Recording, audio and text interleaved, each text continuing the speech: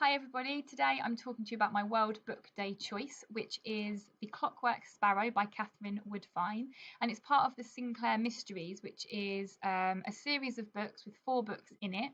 And I've only read the first one, but I'm so excited about reading the next 3. I thought this would be a good one to start with and to pick to talk to you about today.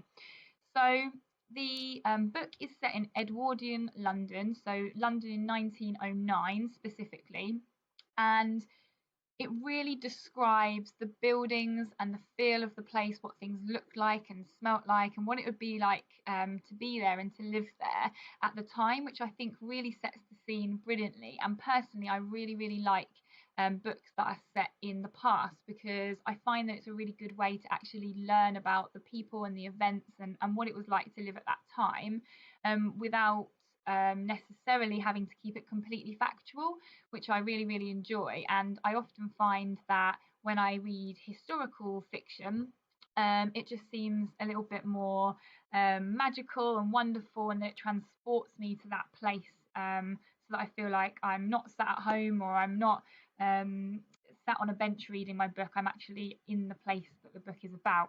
So I really like that about this book. I think it does that brilliantly, but it also highlights other issues of the day. So it doesn't just pretend that everything was absolutely fine.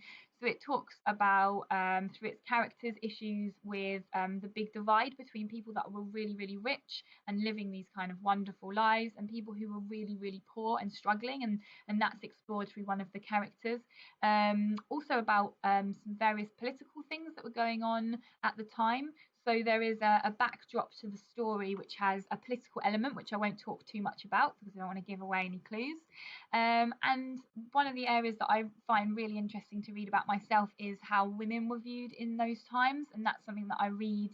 I really enjoy reading characters from different periods of history where you can get an idea of what it would be like and the challenges that women face at certain times. Now, our main character in this book is Sophie Taylor, who is a young girl, a young teenage girl, and she's such a brilliant character. So she is clever and she is brave, and she's very independent. So at the start of the story, you find out that her father has recently passed away and left her with no relatives, so she has to find work, and she gets work in this department store, which is described as again another magical place.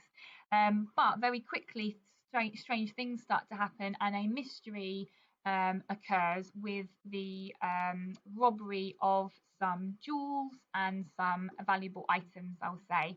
And basically, she goes on the journey of solving this mystery, and she makes friends along the way, which I hope will stay as characters because they're brilliant characters. We have Lil, who works in the shop as a model, as a mannequin, as they say, and is very feisty and very brave again as well.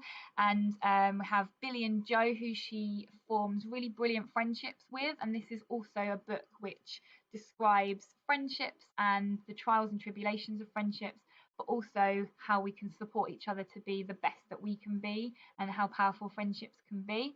And she goes on to solve the mystery, and it's the story of her solving the mystery. And one of the things that I love about that is how everyone continuously underestimates her as a young girl alone in London, and they always underestimate her. And it's also her battle to prove herself to other people as well as to solve the mystery as well. So it really brings together a lot of the things that I love about reading, about historical fiction, and about mysteries, because anyone who's had any World Book Day readings from me before will know that it's almost always a mystery. So this brought together all of the things that I love the most, and I hope you enjoy it.